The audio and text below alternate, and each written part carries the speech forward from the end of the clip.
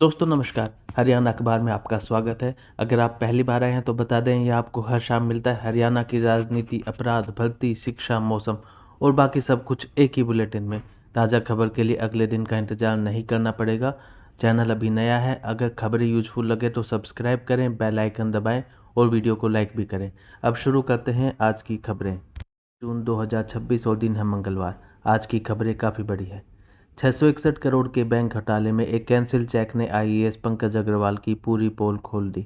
जुलाई 2025 में घोटाले की पटकथा कैसे लिखी गई, सीबीआई का चौंकाने वाला खुलासा। देश की पहली हाइड्रोजन ट्रेन का 26 जून को हरियाणा में हाई स्पीड ट्रायल 120 किलोमीटर प्रति घंटे की रफ्तार से चलेगी। जींद और सोनीपत रूट पर और क्या होगा खास। सीएम नायब सैनी ने प्रॉपर्टी रजिस्ट्रेशन को पूरी तरह डिजिटल किया। अब जमीन के म्यूटेशन के लिए न ऑफिस के चक्कर लगाने होंगे और न ही अलग से एप्लीकेशन देनी होगी। पानीपत में वोटर लिस्ट रिवीजन में लापरवाही। बीएलओ घर घर जाने की बजाय लोगों को बुला रहे थे। डीसी ने दी सख्त चेतावनी। चैनोत का पानी आंदोलन फिर से भड़का। ग्रामीण जंजीरों में बांध कर निकले और बोले राष्ट्रपति से मांगेंगे इच्छा मृत्यु। चंडीगढ़ के 88 साल के झाड़ू योद्धा को राष्ट्रपति ने दिया पद्मश्री। रोज सुबह 6 बजे झाड़ू उठाकर करते हैं शहर की सफाई। यह और ऐसी ही जरूरी खबरें अब विस्तार से। 61 करोड़ के बैंक घोटाले में एक कैंसिल चेक ने कैसे पूरी कहानी खोल दी, इसके बारे में बताएंगे। आईडीएफसी बैंक घोटाले में सीबीआई ने एक चौंकाने वाला खुलासा किया है। 10 जुलाई 2025 को आईएएस पंकज अग्रवाल ने इस पूरे घोटाले की पटकथा लिखी थी। पंकज अग्रवाल जब कृषि एवं किसान कल्याण विभाग के प्रिंसिपल सेक्रेटरी बने तो उन्होंने खुद व्यक्तिगत हस्तक्षेप करके आईडीएफसी फर्स्ट बैंक में अकाउंट खुलवाने का प्रस्ताव बनाया। जब अधीनस्थ अधिकारियों ने एफडी के जरिए पैसा सुरक्षित रखने का सुझाव दिया तो उन पर फाइनेंस डिपार्टमेंट की मंजूरी के बिना ही अकाउंट खोलने का दबाव डाला। चंडीगढ़ के सेक्टर 32 में आईडीएफसी फर्स्ट बैंक में बिना किसी प्रशासनिक जरूरत के नया अकाउंट खोला गया। नियमों के अनुसार बैंक में 50 करोड़ से ज़्यादा फंड नहीं रख सकते थे, लेकिन अग्रवाल ने अपने रसूख का इस्तेमाल करके कोटक महिंद्रा बैंक से आईडीएफसी फर्स्ट बैंक में डबल फंड भी ट्रांसफ़र करवा लिया। 14 जनवरी 2026 को कैंसिल चेक नंबर 00006 का इस्तेमाल करके सरकारी खजाने से 10 करोड़ रुपए निकाले गए। यह रकम दो कंपनीज मैसर एसआरआर प्लानिंग गुरूज और मैसर मन्नट कॉन्ट्रैक्टर के खातों में डाली गई। सीबीआई का कहना है कि यह सिर्फ ट्रांजैक्शन नहीं है, यह सरकारी पैसे की बंदरबाट के लिए बनाई गई गहरी साजिश का सबूत है। अब तक 13 आरोपियों और 2 फर्म के खिलाफ चार्जशीट दाखिल हो चुकी है। सरकारी पैसे से खरीदी गई संपत्तियों और सोने की बरामदगी के लिए सीबीआई की टीमें छापे मार रही हैं। आने वाले दिनों में और भी रसूखदार नाम सामने आ सकते हैं। उनको देश की पहली हाइड्रोजन ट्रेन का हाई स्पीड ट्रायल हरियाणा में होगा। ट्रायल जींद सोनीपत रूट पर होगा। आरडीएसओ यानी research design and standard organisation की टीम लखनऊ से जींद जंक्शन पहुंच जाएगी। 120 किलोमीटर प्रति घंटे की रफ्तार से ट्रेन की टेस्टिंग होगी। इसमें ब्रेकिंग सिस्टम, इंजन की क्षमता, सेफ्टी स्टैंडर्ड, वाइब्रेशन, ट्रैक पर स्टेबिलिटी और अलग अलग परिस्थितियों में परफॉर्मेंस की जांच की जाएगी। अब आपको बताते हैं कि यह ट्रेन कैसे काम करती है। डीजल की तरह फ्यूल सेल में हाइड्रोजन और ऑक्सीजन डाली जाएगी। ऑक्सीजन की मदद से हाइड्रोजन जलेगी जिससे बिजली बनेगी। यह बिजली लिथियम आयन बैटरी को चार्ज करेगी जिससे ट्रेन चलेगी। धुएं की जगह सिर्फ भाप और पानी निकलेगा। 360 किलोग्राम हाइड्रोजन में 180 किलोमीटर का सफ़र यह ट्रेन करेगी। आवाज़ नहीं होगी।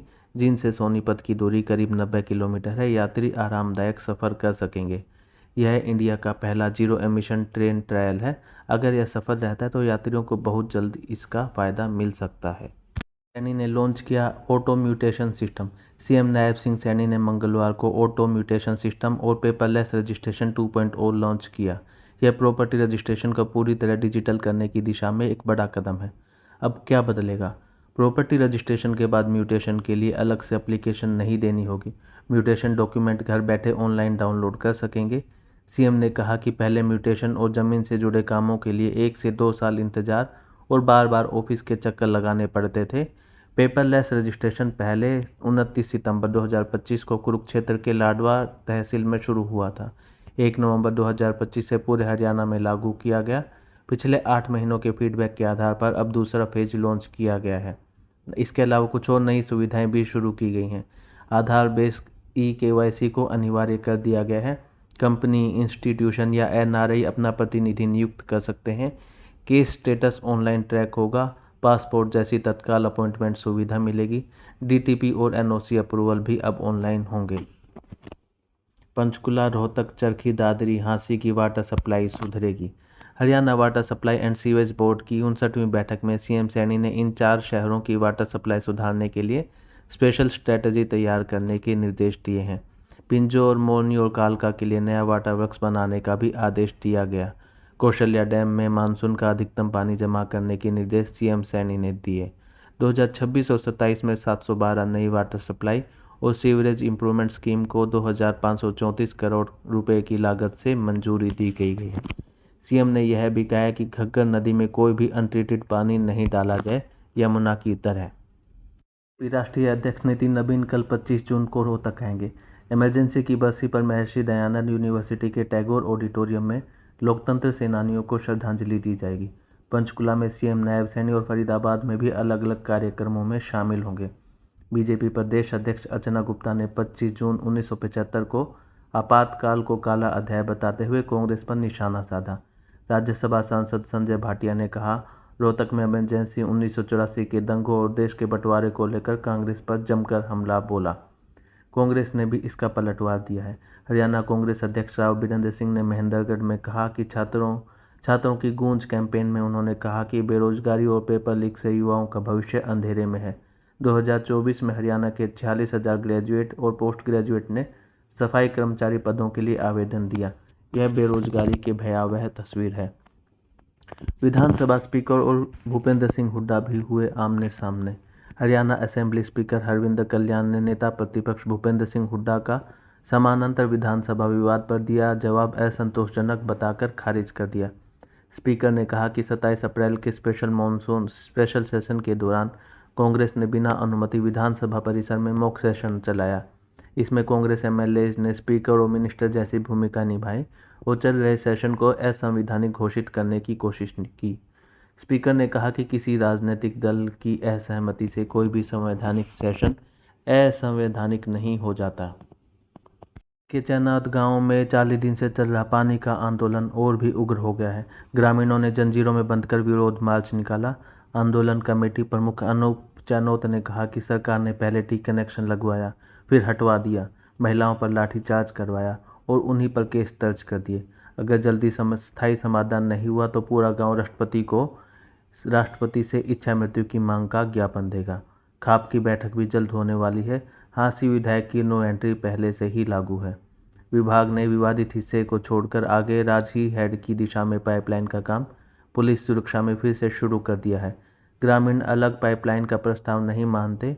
उनकी एकमात्र मांग शहरी पाइपलाइन से टी कनेक्शन है। ग्रुप डी सीईटी 2026 के लिए युवाओं में जबरदस्त उत्साह देखने को मिल रहा है। मंगलवार तक 2,38,000 अभ्यर्थियों ने रजिस्ट्रेशन किया। इनमें से 1,04,000 ने एप्लीकेशन को फाइनली सबमिट भी कर दिया है। अंतिम तारीख 3 जुलाई है और करेक्शन विंडो 7 से 9 जुलाई के बीच में रहेगी। इसके अलावा 6 गवर्नमेंट कॉलेज में नए कोर्स भी शुरू किए गए हैं। हरियाणा हायर एजुकेशन डिपार्टमेंट ने 6 सरकारी कॉलेज में नए कोर्स और 21 कॉलेजों में नए विषय जोड़ने की घोषणा की है। कुछ प्रमुख नए कोर्स हैं। लोहारू भिवानी में एमएससी केमिस्ट्री, बहल भिवानी में एमएससी मैथमेटिक्स, दुबलधन झज्जर में बीएससी फिजिक्स साइंस, बादली झज्जर में रिमोट सेंसिंग और जीआईएस, पंचकुला सेक्टर 1 कॉलेज में BA English honours, BA geography honours, BA applied psychology honours, BSc physics honours, सभी में 80-80 सीटें रहने वाली हैं। गोहाना सोनीपत में पीजीडीसीए और एमएससी केमिस्ट्री को ऐड किया गया है। 30 जून तक आप आवेदन कर सकते हैं। ध्यान रखें, अगर किसी कोर्स में 20 से कम एडमिशन हुए तो कोर्स बंद भी किया जा सकता है। पानीपत एसआईआर में बीएलओ की लापरवाही। एसआईआर अभियान में पानीपत के नूरवाला इलाके में बीएलओ घर घर जाने की बजाय लोगों को सेंटर पर बुला रहे हैं। बुजुर्गों और महिलाओं को भीषण गर्मी में चक्कर काटने पड़ रहे हैं। डीसी डॉक्टर हरीश कुमार वशिष्ठ ने बीएलओ को दोबारा निर्देश जारी किए। साफ कहा कि घर घर जाकर सर्वे करो, एक जगह बैठकर नहीं। अगर लापरवाही की तो कार्रवाई की जाएगी। इसके अलावा कुछ स्थानीय खबरें। चंडीगढ़ के झाड़ू योद्धा को मिला पद्मश्री अवार्ड। चंडीगढ़ के सेक्टर 49 निवासी 88 वर्षीय रिटायर्ड आईपीएस अधिकारी इंद्रजीत सिंह सिद्धू को राष्ट्रपति द्रौपदी मुर्मू ने राष्ट्रपति भवन में पद्मश्री से सम्मानित किया। सिद्धू 1964 बैच के आईपीएस अधिकारी हैं जो 1996 में डीआईजी के पद से रिटायर हुए थे। रिटायरमेंट के बाद उन्होंने चंडीगढ़ की सड़कें साफ करना शुरू किया। रोज़ सुबह 6 बजे सैनिटेशन कार्ट लेकर सड़कें और नालियां साफ करते हैं। पिछले 10 से अधिक वर्षों से यह सिलसिला लगातार जारी है। 2023 में पत्नी के निधन के बाद भी वो अकेले यह काम करना जारी रखे हुए हैं। उनका एक वीडियो काफ़ी वायरल हुआ था जिसे आनंद महिंद्रा ने भी शेयर करते हुए लिखा था, उद्देश्य कभी सेवानिवृत्त नहीं होता। कैथल पुलिस ने एक शातिर तरीके से छिपाए जा रहे कच्ची शराब के अड्डे का भंडाफोड़ किया है।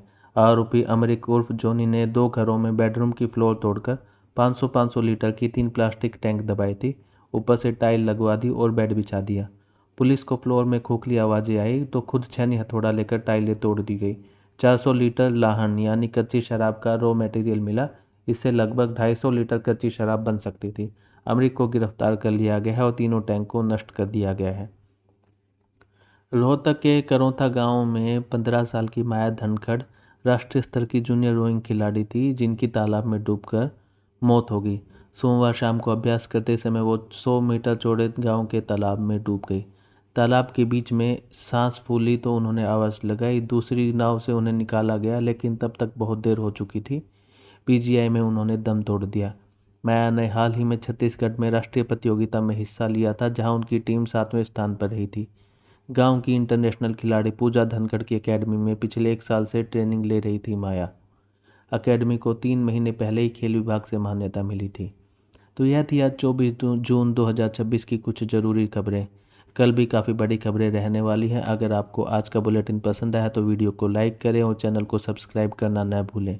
बेल आइकन दबाएं ताकि हर शाम आपको ताज़ा खबरें सबसे पहले मिल सकें।